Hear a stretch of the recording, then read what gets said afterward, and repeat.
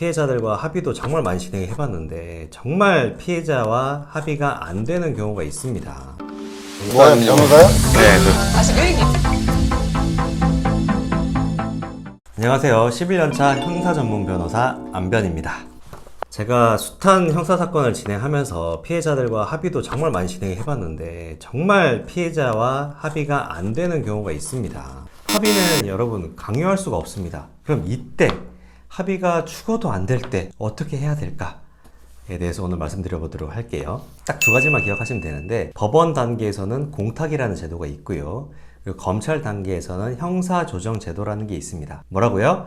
법원, 공탁, 검찰, 형사조정제도. 공탁부터 한번 짚고 넘어가도록 할게요. 공탁제도가 뭐냐면요, 피고인이 법원에 일정 금원의 공탁금을 맡기고 피해자로 하여금 그 금원을 찾아가도록 하는 제도입니다. 자, 이게 합의와의 차이를 좀 설명드리면 이해하기가 좀 편한데요. 합의는 합의금을 내가 받고 피해자 입장에서, 그리고 모든 죄를 다 용서하고 합의서까지 써주겠다, 이게 합의고, 공탁은 내가 합의서까지는 못 써주겠어, 아직 용서가 안 되니까. 그런데 네가 법원에서 공탁금 맡기면 내가 그 돈을 내가 찾아가겠다, 이게 공탁입니다. 이 차이가 있어요. 자, 그런데 공탁을 걸려고 해도 피해자의 인적사항을 알아야 됩니다. 그래서 이건 뭐냐, 피해자의 동의가 있어야지만 사실상 공탁을 걸 수가 있습니다. 12월부터는 이 제도가 좀 바뀌긴 하는데, 사건 번호만 알아도 공탁이 가능한데, 현행 아직까지는 피해자의 동의가 있어야지만 공탁이 가능하다는 거예요. 자, 그러면 이렇게 많이 물어볼 수가 있겠죠. 변호사님, 합의가 안 됐다는 거는 피해자의 동의가 없는 거 아니에요? 그런데 그런 경우에 동의가 없는데 공탁하려고 해도 피해자의 동의가 있어야 되는데 합의가 안 되면 공탁도 당연히 안 되는 거 아닌가요? 라고 많이들 물어보십니다. 그런데 합의와 공탁의 차이점 제가 아까 말씀드렸죠. 거기서 보면 합의는 내가 용서까지 하고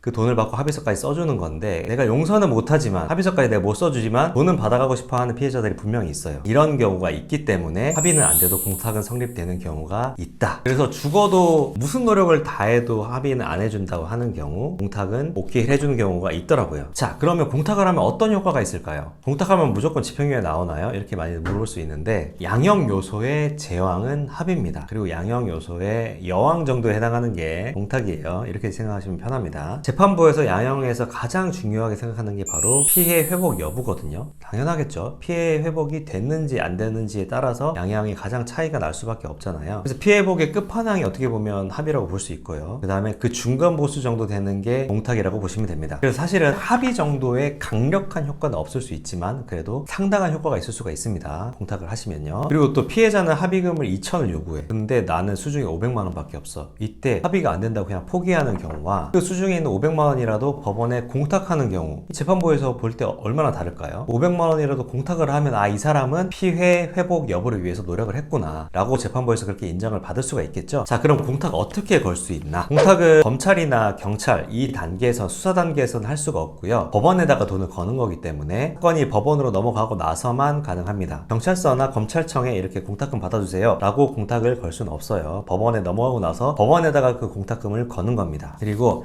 아까 공탁금 걸 때 피해자의 인적사항이 필요하다고 말씀드렸죠. 이 피해자의 인적사항을 확인하는 것도 법원을 통해서만 가능합니다. 그리고 검찰 단계에서는 뭐가 있다 그랬죠? 형사조정제도가 있다 그랬죠? 경찰과 검찰 가장 큰 그 차이점 중에 하나가 형사조정제도인데, 경찰 단계에서는 수사관이 합의를 중지할 수가 없습니다. 그렇게 하면 큰일 나요. 피해자 입장에서 한번 생각해 보세요. 담당 수사관이 전화가 와서, 내가 고소를 했는데 수사관이 전화가 와서 이거 뭐 합의하시죠, 많이 반성하고 있는 것 같은데 좀 많이 고려해 주세요, 이렇게 얘기하면 피해자 입장에서 어떻게 생각하겠어요? 이 사람 무슨 피의자 측 변호인 아니야? 이러면서 이의제기라도 하는 순간에는 그 수사관이 뭐 징계를 받을 수도 있습니다. 그렇기 때문에 경찰과는 경찰 단계에서는 합의를 중지할 수가 없습니다. 근데 검찰에서는 형사조정제도, 아까 말씀드렸죠, 형사조정제도라는 것이 있기 때문에 형사조정위원회, 보통은 이제 검사님이 직접 하지는 않고 형사조정위원회를 세워서 이분이 많이 진행을 하십니다. 형사조정위원이 피해자 측에 전화하고 피의자 측한테도 전화해서 조정 날짜와 시간 이런 것도 다 정해주고요, 와서 오면은 진짜 조정을 진행을 해줘요. 그러면서 한 번은 피의자 측 말 들어보고, 한 번은 피해자 측 말 들어보고, 한 번씩 얘기할 때마다 얘기도 한번 허심탄회하게 들어본 다음에 금액도 좀 조정을 해줍니다. 그렇게 해서 한 건 하면은 또 이 건수가 올라가거든요, 그 조정위원님 입장에서는. 그래서 이런 식으로 조정을 많이 해주기 때문에 이게 굉장히 도움될 수가 있다. 이게 피의자가 직접 하는 것 보다, 그리고 또 피의자 측 변호인이 피해자와 진행을 하는 것보다, 또 제3자가 하면은 그 말이 듣는 게